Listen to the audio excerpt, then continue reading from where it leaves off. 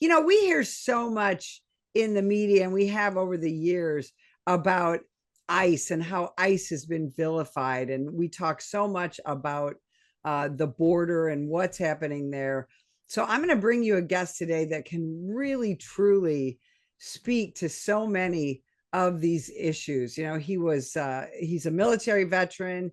He is worked in federal law enforcement and had an extraordinary career, and now he's dipping his toes into politics. So I thought you needed to meet this guy, John Fabbricatore. Welcome to the show. Thank you. Thank you for having me on. Hey, so I'm going to ask you the same question I ask every retired cop I talk to. Why'd you become a cop? It's a long story actually. But it goes back to my teenage years. I was a victim of violence as a teenager. Was stabbed multiple times in high school. And then I had a self-defense teacher take me under his wing. He was a retired NYPD sergeant, and started teaching me self-defense, and I just kind of into law enforcement, fell in love with law enforcement, and then getting into the United States Air Force, I became a security policeman, and that really just kind of drove me further into law enforcement and long into that law enforcement career. So you end up in federal law enforcement. Talk about that career. Yeah, winding up in federal law enforcement right out of the Air Force, I was looking for a job. I either wanted to be a firefighter or a cop, and thankfully I wound up with in law enforcement. But Federal Protective Service was hiring right away, so the first World Trade Center bombing trial was going on, and they needed a lot of Federal Protective Service officers to work downtown Manhattan. So I had applied for that job and got that job and worked that first World Trade Center trial, the one where they bombed the garage, and really started getting into that federal career, and FPS moved me over to the Oklahoma City bombing trial in Denver, Colorado. Worked on that trial, and then applied for INS at the time. Wanted to kind of get more a little bit into investigations and doing a little bit more, and applied for INS and got the INS job in 1998.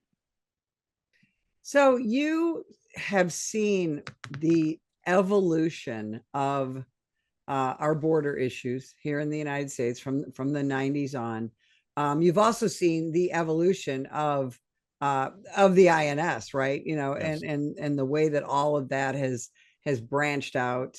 And you ended up working in for ICE, and so talk about how long before the border issues that we have now, ICE was really the agency that got so bizarrely vilified and demonized.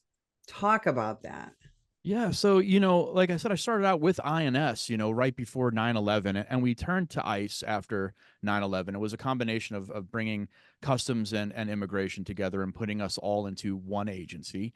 And immigration's always been this huge political issue. So even when I first got on in the 90s and we were INS, at the time, President Clinton, had brought forth some new rules and regulations under the Immigration Nationality Act, and those were voted on in 1996. There was a bipartisan effort, but there was still a lot of politics involved with immigration. There always has been. And we saw that really start to move forward even after 9/11 and everything that happened. A lot of eyes were on INS, so we're on, and then into ICE. How could this happen? How could these people be allowed to, come into the country, and we weren't following up on them? And the politics always gets involved. And as we saw it go more into ICE and more people started coming into the country illegally, you start to see this effort, especially with immigration, where they kind of mix up the law with humanitarian effort. So there's always going to be this humanitarian uh, aspect of immigration law, where we do have people trying to get into this country who are fleeing from countries that are war torn, or that they deserve to get some refugee status or claim asylum. But you also have a lot of people trying to come into this country who are coming into this country just based on economic reasons only. They're coming here to try to get into America to make more money, and they're doing so illegally. So you have this mass of two different things, and people get those very confused. And as that goes on, people start to vilify ICE, saying, well, ICE is, going after all these people and they're treating people badly. And it's just not true. What ICE tries to do, if you look at their daily job duties, I mean, they're trying to stop criminal aliens. They're trying to stop drug smuggling, human smuggling, sex trafficking. And there is an aspect of immigration law where if you've entered this country illegally, you can be arrested, and you can be brought in front of an immigration judge, and that's the right thing to do. That's what the law says. But people get it very confused and mixed up, and because they see that humanitarian aspect of it.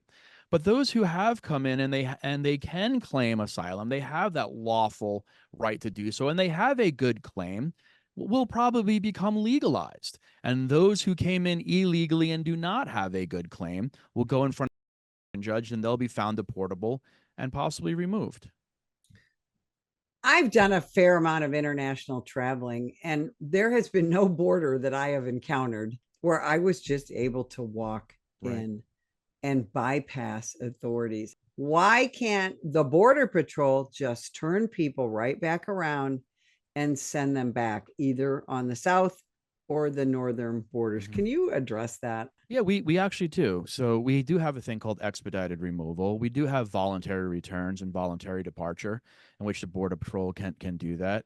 The problem is right now with the way that our asylum laws are written, the minute that they claim credible fear, they have to have a credible fear interview to determine whether their asylum claim is good. The problem with this administration is not using detention at all. So they've lowered the amount of detention beds. They're not putting people in detention. So normally and historically, people would enter the country illegally and then make an asylum claim. They'd be put in detention and have their credible fear hearing in detention.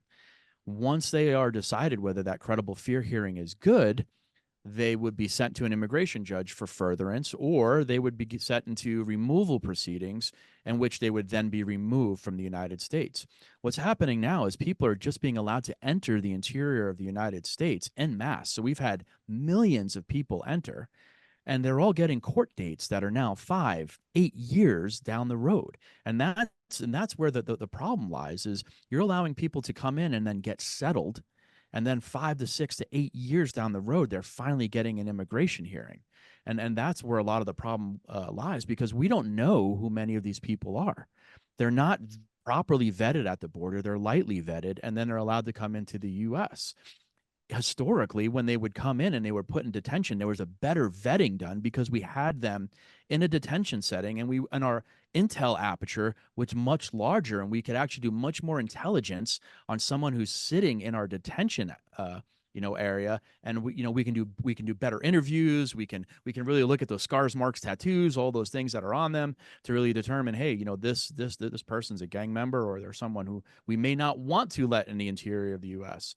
What's happening now is that they're just fastly going through everybody and letting whomever in, and we're getting a lot of gang members entering into the US. Now you're also a security expert, and we keep hearing from the director of the FBI. We keep hearing intelligence reports that really some sort of terror attack, whether a lone wolf situation or a larger scale terror attack, is frankly imminent. What are your thoughts on that? It absolutely is. I mean, if we just look at some of the terrorists that they've caught over the last year. I mean, we've caught an El Shabaab terrorist that wandered around the U.S. for almost a year. He was a bomb maker for El Shabaab. He was let in, and then a red notice finally came out for him. And by the time that red notice came out, he had been in the U.S. for a year. We've seen ISIS recently come in. The FBI is tracking a bunch of cases on that, on people from Tajikistan that have come in that may have ties to ISIS.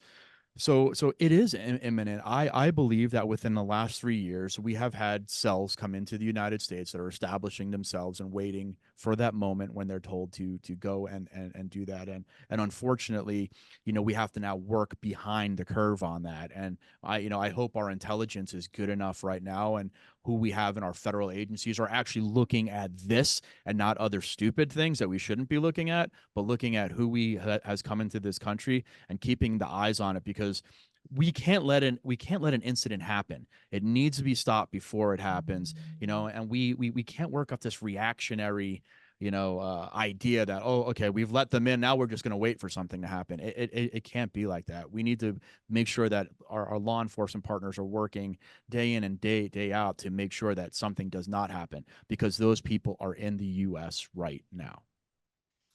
So we hear a lot, we hear really almost every day about some sort of violent crime committed by someone who's in the country illegally.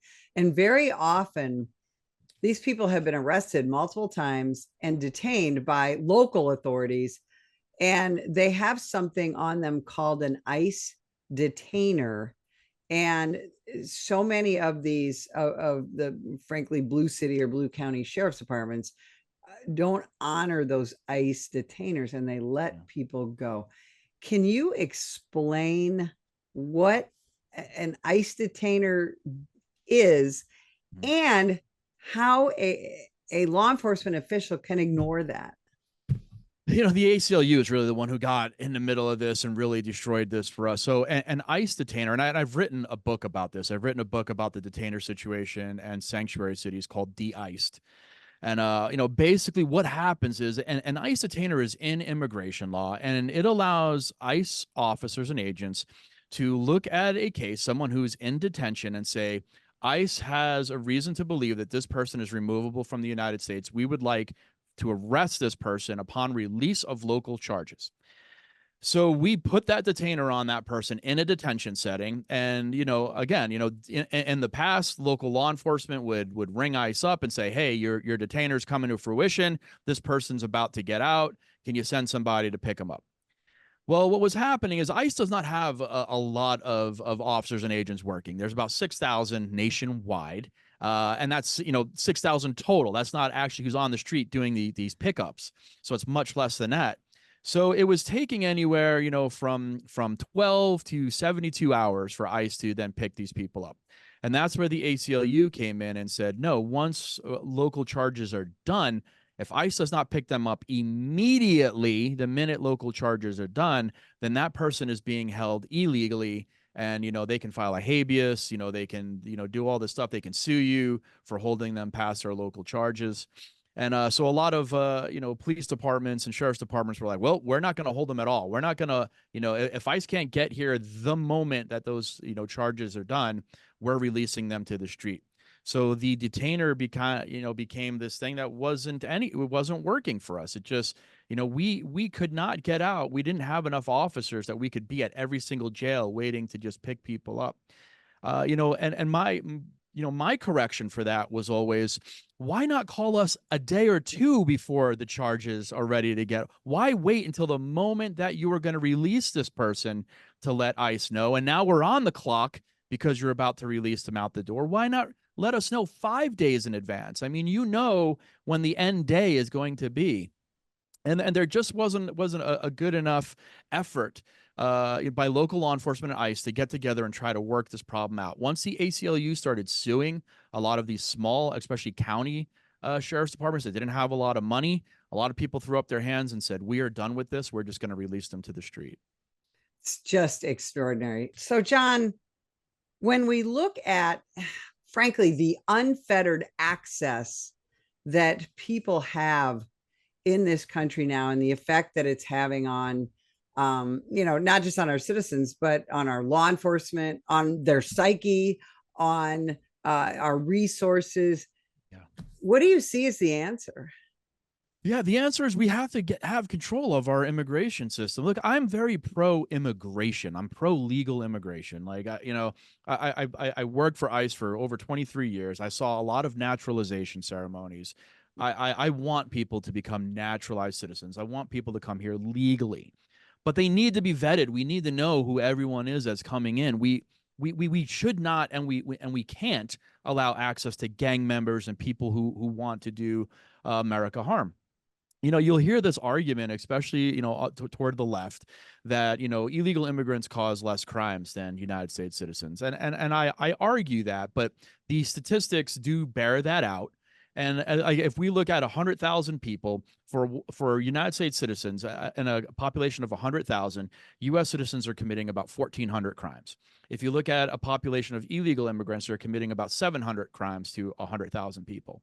But that's still 700 crimes additional that our local law enforcement now has to work on when they could be focusing on the 1,400 crimes by U.S. citizens per 100,000 population. Right. Do So we need to import criminals right now? absolutely, and that's my argument. Like I still don't buy. I believe that 700 number is higher because a lot of local jurisdictions don't report foreign-born detainees, and they're not reporting that stat. So it's very hard for us to show who illegal aliens are.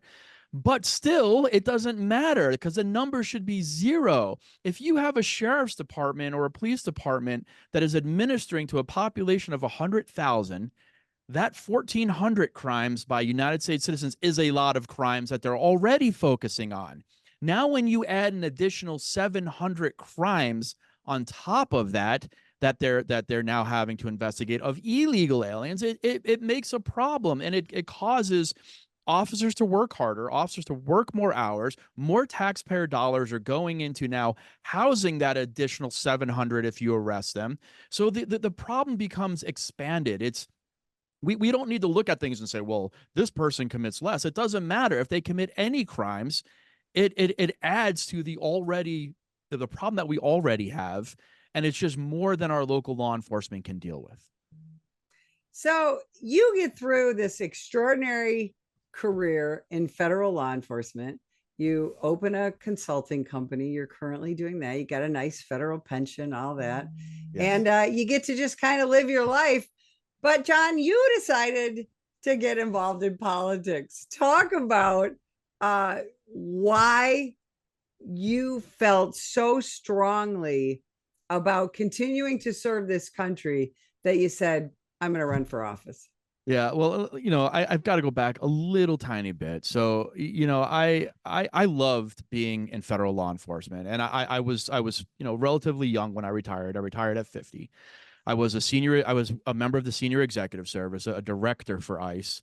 And I decided to retire at 50 because I could not stand what this administration was doing with the border. They had brought me to DC to work on the Afghanistan withdrawal. I believe that they had messed that up. A lot of the things that I was seeing, I just didn't, I couldn't agree with, and I just couldn't give orders to my officers and agents anymore. Based on the orders that I was getting from this administration, and I didn't feel like I could be a good and effective leader. So I got out at 50 with 30 years of service.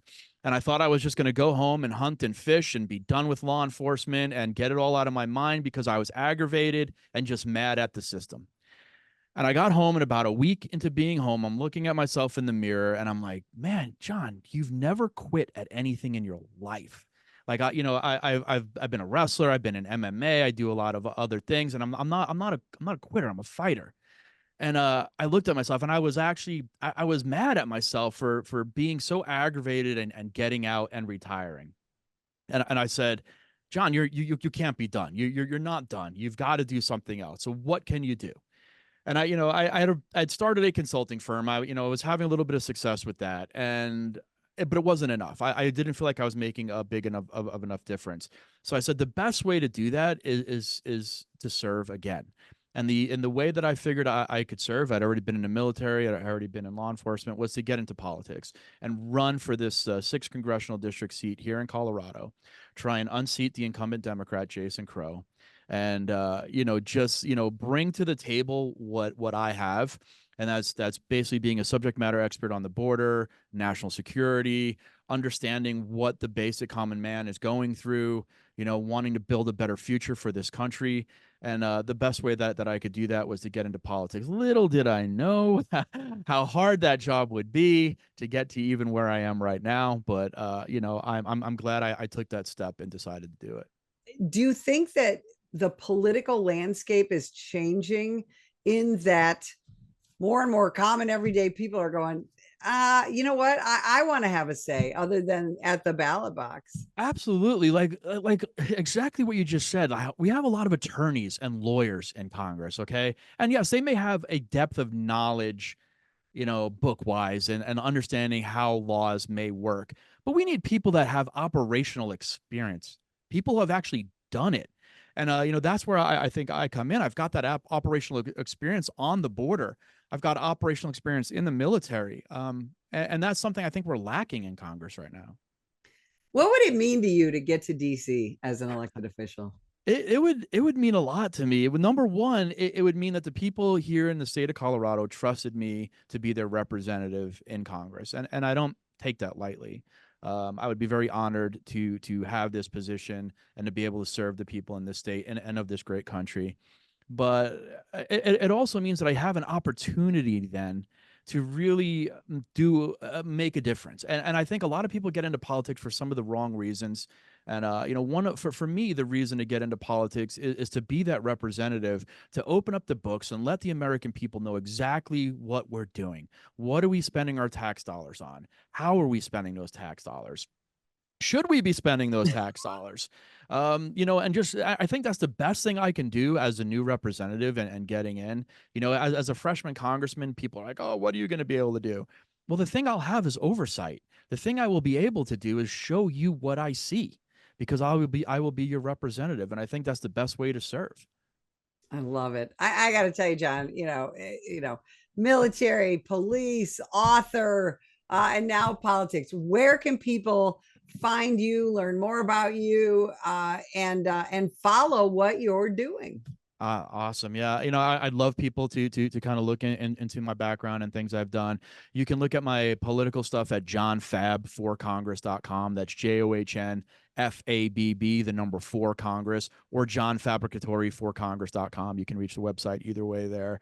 You can look at my book, De-Iced, on Amazon. It's on Amazon. You can download it to Kindle. I'm trying to get somebody to work on the audio version of it, because I've had hundreds of people reach out and go, "We listen to books in the car. We don't read them anymore." So looking at someone to do that for me. So those are just easy ways. I'm on X at John_Fab. You can follow me on X there. And, just, reach out to me, ask me questions. You want to talk? I'm always that guy that's willing to answer some questions and talk to everybody. And I can absolutely attest to that. I texted you. I think you answered me within 10 minutes. And now here we are. John, I can't thank you enough for spending time with us Thank you, today. Betsy. And if you would like more information about the National Police Association, visit us at nationalpolice.org.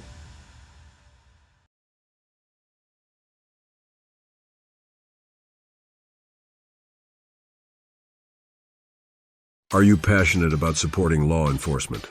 The National Police Association is on a mission to strengthen our communities, protect our families, and ensure justice prevails. But they need your help. Every dollar you donate makes a difference.